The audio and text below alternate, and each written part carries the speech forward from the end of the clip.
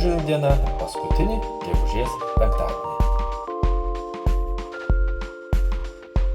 Gerus darbus motyvuoja širdis pirmiausiai. Nes kai darai gerą žmonėms, yra smagu.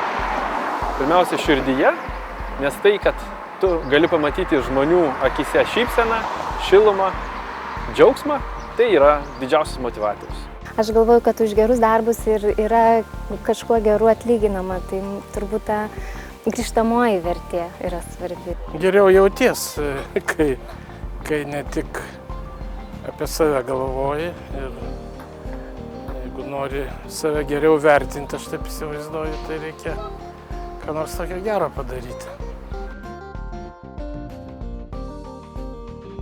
Man patinka kiekvienas projektas, kuris turi savo viduje kažkokios šviesos, yra laiku ir vietoje. Yra smagu nešti džiugias žinias ir to labai trūksta dabar. Gerosios žinios projektas yra ypatingai reikalingas kiekvienam iš mūsų, kad mes atsimerktume, pamatytume, vertintume ir tas teiktų mums žmogišką džiaugsmą. Nes gyvename tam, kad būtume džiaugsmo žmonėmis, vilties žmonėmis, ateities ir paties gyvenimo žmonėmis. Gera žinia dažniausiai yra tai, kurią sureaguoja tavo kūnas. Nes pradeda lakstyti drugeliai viduje, tu pradedi džiaugtis arba savim, arba kitu, arba gamta, arba tuo, kas bus.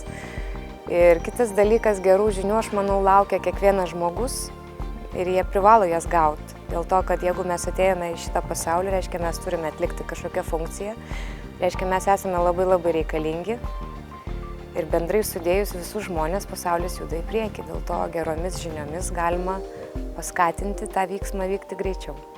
Gera žinia man yra ta, kuri mane įkvepia, ta, kuri mane kažkaip paskatina daryti kažką, ta kurią perskaitęs pasijunti išdidus, pasijunti apsidžiaugia, ta, kurią perskaitęs prarandi tą pyktį, kuris galbūt pas mus toks būdingas.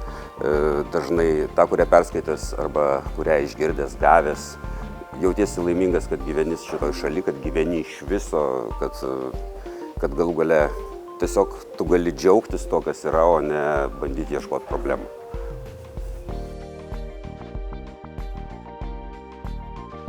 Mūsų buvo pirminė idėja būtent sujudinti visuomenę, kad labiau ji fokusuotųsi ne tik tai į apskritai žinias, į blogas žinias, bet tuos deimančiukus, kaip Vaižgantas sakė, kad išrankiotų.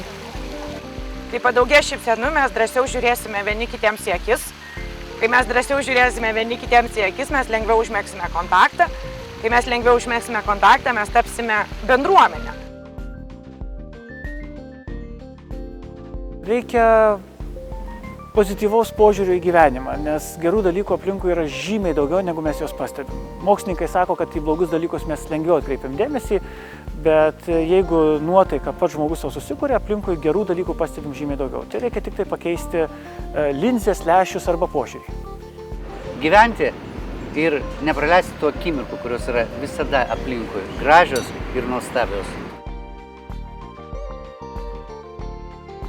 Aš manau, kad nereikia daryti nieko kažkokio tai mega.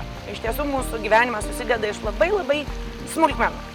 Ir jeigu per visą dieną tu toje pačioje gatvėje eidamas kažkam nusišypsojai, žinoma, gali sulaukti žvilgsnio, kad ko tu čia dabar man šypsaisi.